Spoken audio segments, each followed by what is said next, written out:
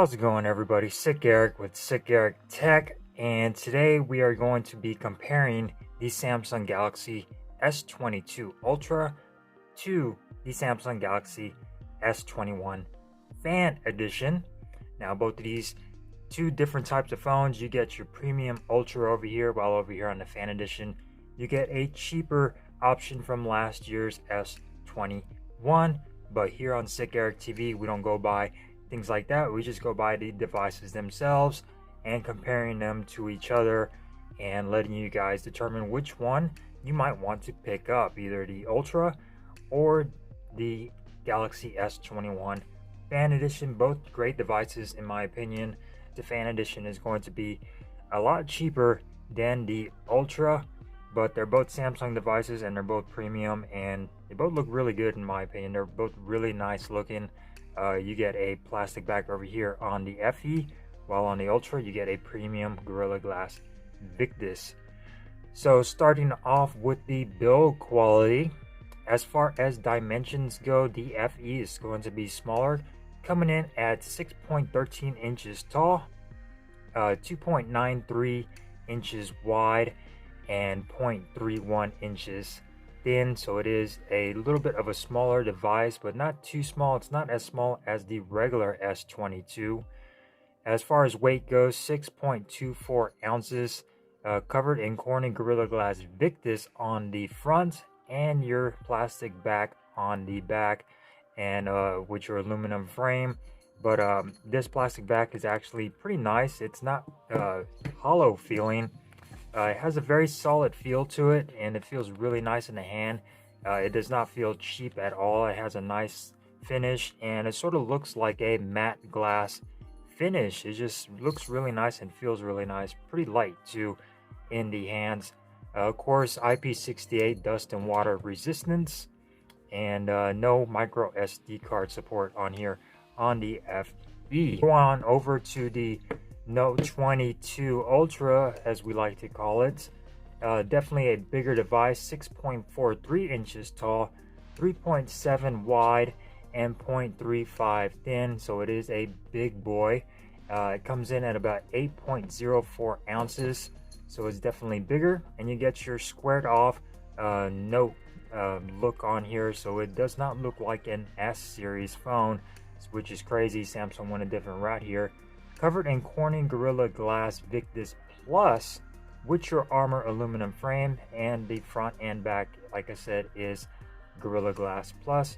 IP68 dust and water resistance as well, and you also get your infamous stylus over here on the S22 Ultra, therefore why I call it the Note 22.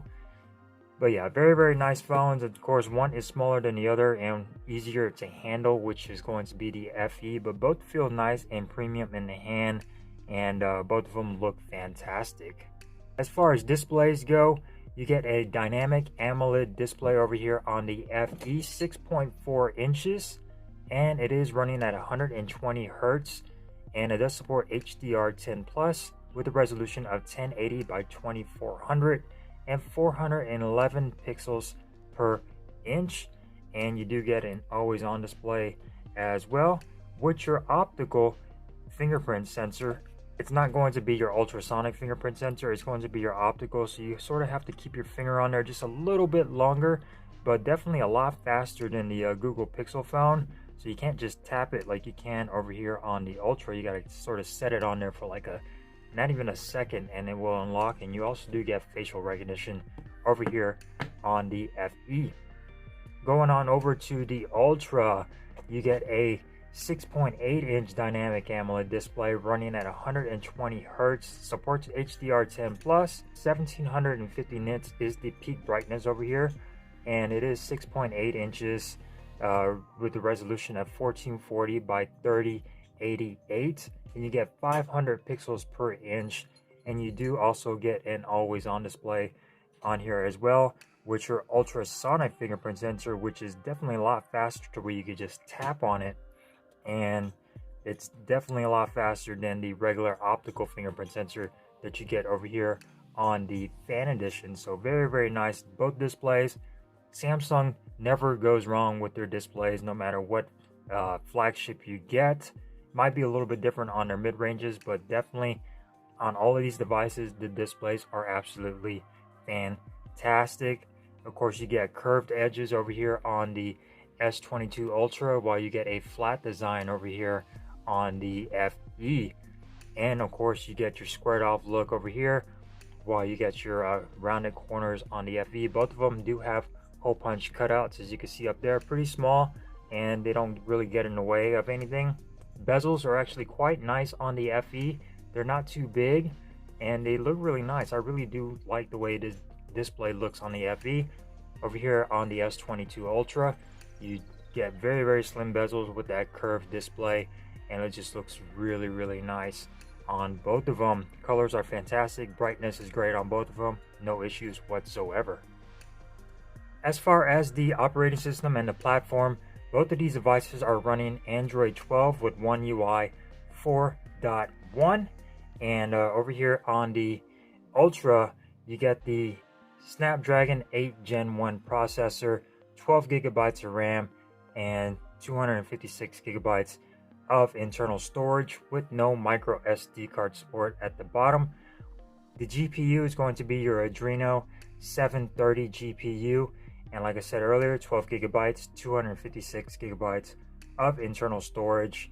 With UFS 3.1 storage, you do have other options as far as 512 and the 1 terabyte option, and this device goes all the way down to 8 gigabytes, 128 storage. Over to the FE, again running Android 12 with One UI 4.0, just been updated to 4.1. You get the Snapdragon 888 processor with 6 gigabytes of RAM and 128 gigabytes of internal storage, so a little bit lower. You do have other options as far as 8 gigabytes, 128, and 256, but the T-Mobile version was 6 gigabytes, 128, and I think they do have a 256 version. The GPU is going to be your Adreno 660 GPU, and it is running Android 12. Like I said, both of these devices are fantastic and pretty much up to date and similar in the software department. Going on over to the cameras, so this is where things get interesting on both of these.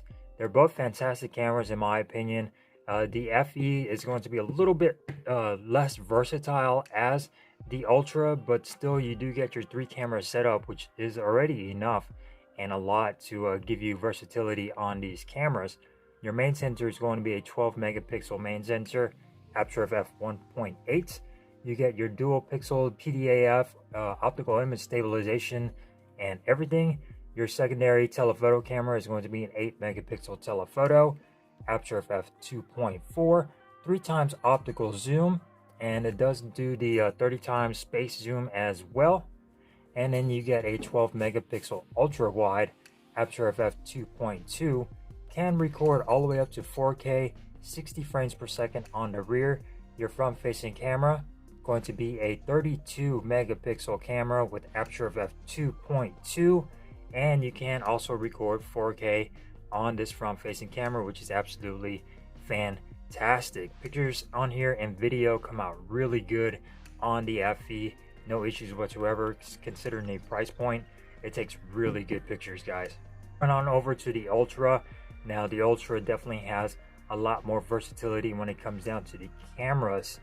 You get a 108 megapixel main sensor with an aperture of f1.8. You also get your PDAF laser autofocus, optical image stabilization. You're going to get a 10 megapixel periscopic telephoto lens with an aperture of f4.9 on the Ultra, and it does do 10 times optical zoom. You also get another telephoto lens, 10 megapixel, aperture of f2.4, and that is your 3 times optical zoom.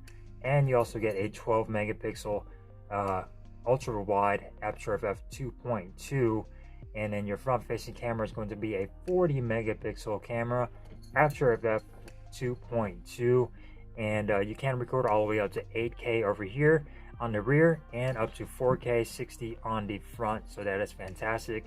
Look guys, pictures on both of these are fantastic. You're going to get more zoom capability over here on the Ultra, so keep that in mind with that extra periscopic lens right here. You're going to get extra zoom on here, and it's going to be all the way up to 30 times zoom. You can do all the way up to 100, I believe, on this camera, but keep it around 10 to 20 and you should be okay.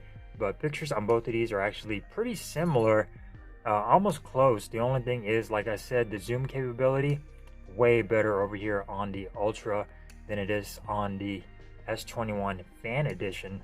So keep that in mind. Video on both of these, fantastic. 4K on either one of these look fantastic. Front-facing camera video, absolutely amazing on either one. You will not be disappointed with the cameras on both of these devices.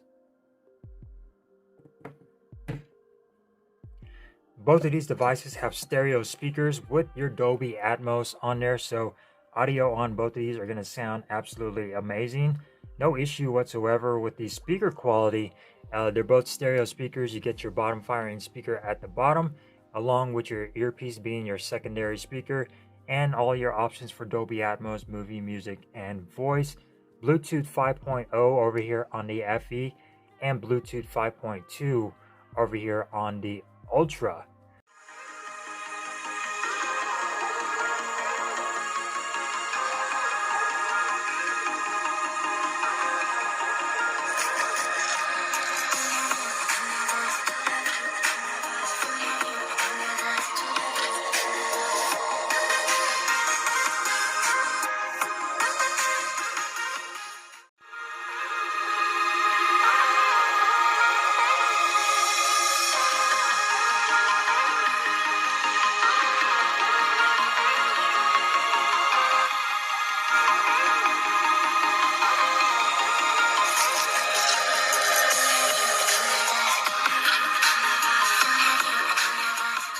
Both of these are tuned by AKG, so very nice on the speaker quality. No headphone jacks on either one of these. Unfortunately, the headphone jack is dead.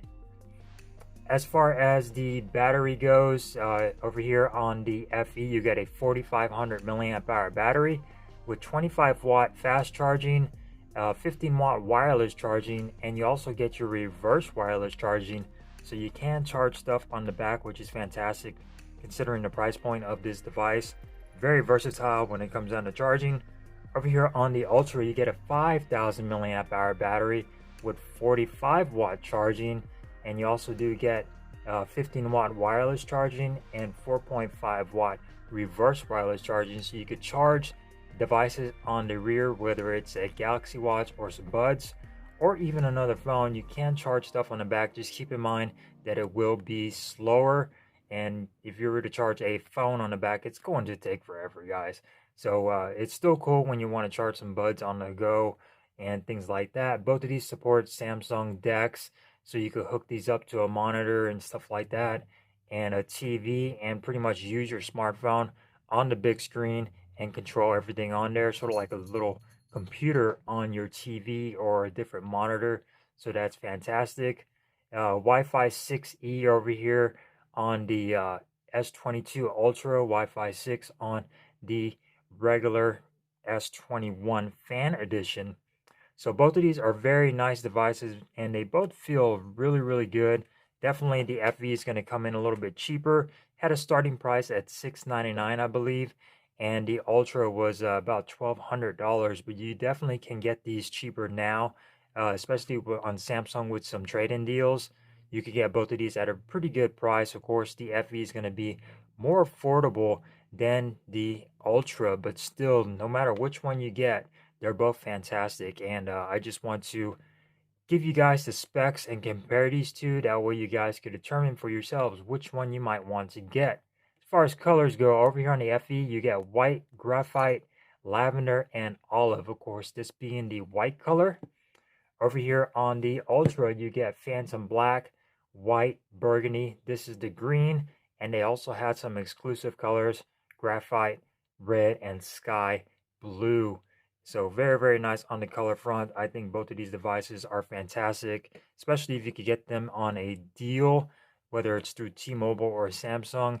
Uh, you can't go wrong with either one of these. I'm actually really liking the FE. It was questionable at first as far as the launch date and the pricing, but I'm actually really fell in love with the FE. It's a nice phone, nice size, comfortable size. It's definitely bigger than the S22, and it's definitely a lot more comfortable to hold, and it's really light. While over here on the Ultra, of course, the Ultra is a total beast when it comes down to performance, and I do like this whole note look that it's got going on for it.